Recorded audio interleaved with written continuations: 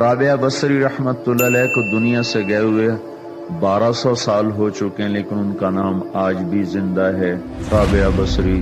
رابعہ بصری نہ کوئی شہزادی تھی، نہ کوئی ملکہ تھی، نہ کوئی وہ خوبصورت تھی، نہ کوئی خاندانی تھی، بلکہ عورت ہونے کے لحاظ سے ہر عیب اس میں تھا۔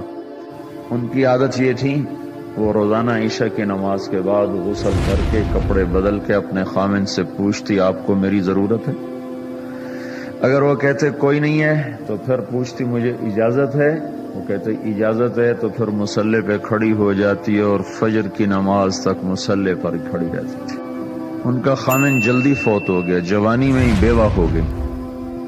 تو حسن بصری بصرہ کے امام، کیا سارے مسلمانوں کے امام تھے، وہ خود آئے، خود چل کے آئے کہ میں آپ سے شادی کرنا چاہتا ہوں۔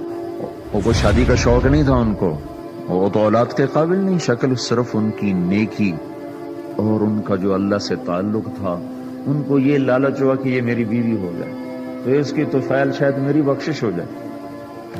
تو ان کے پاس آئے، کہنے لگے رابعہ میں آپ سے شادی کرنا چاہتا ہوں، خود پیغام لے کر آئے۔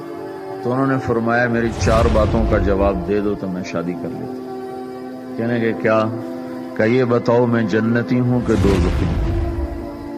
کہنے لگے یہ تو میں کچھ نہیں کہہ سکتا۔ اچھا یہ بتاؤ جب اللہ تعالیٰ قیامت میں اعمال نامے اڑائے گا، کسی کے سیدھے ہاتھ میں آئے گا، کسی کو الٹے ہاتھ میں آئے گا، میرے سیدھے ہاتھ میں آئے گا کہ الٹے ہاتھ میں؟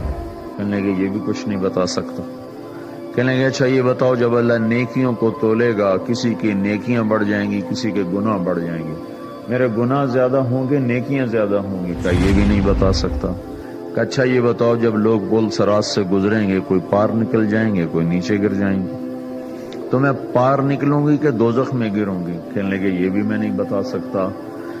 تو پھر فرمایا اچھا جاؤ مجھے تیاری کرنے دو، مجھے ان 4 باتوں کی تیاری کرنی ہے، میرے پاس شادی کے لیے وقت کوئی نہیں ہے۔ جو اللہ سے دوستی لگا لیتے ہیں اللہ دنیا ان کے لیے مسخر کر دیتے، اللہ دنیا ان کے پاؤں میں ڈال دیتے۔ تو جب ان کا انتقال ہوا، رات کو ان کا انتقال ہوا، تو اپنی خادمہ سے کہا بس 2-4 آدمی بلا کے مجھے جلدی سے دفن کر دو، کسی کو نہ بتاؤ، صبح لوگوں کو بتا دینا اور مجھے کفن دینا میری وہ اس چادر میں جس میں میں تہجد پڑھا کرتی تھی۔ تو انہوں نے راتوں رات دفن کر کے صبح اعلان کیا، شور مچ گیا، ہائے کیوں بتایا، کیوں نہیں بتایا، کیوں؟ تو اگلی رات ان کی خادمہ نے ان کو خواب میں دیکھا، سبز لباس پہنا ہوا، حسن و جمال، سورج چہرے پہ چمک رہا۔ پوچھا آپ کے ساتھ کیا ہوا؟ کہا میرے اللہ نے میرے ساتھ بہت عمدہ معاملہ کیا۔ کہا آپ کی وہ چادر کہاں گئی جس میں آپ کو کفن دیا تھا؟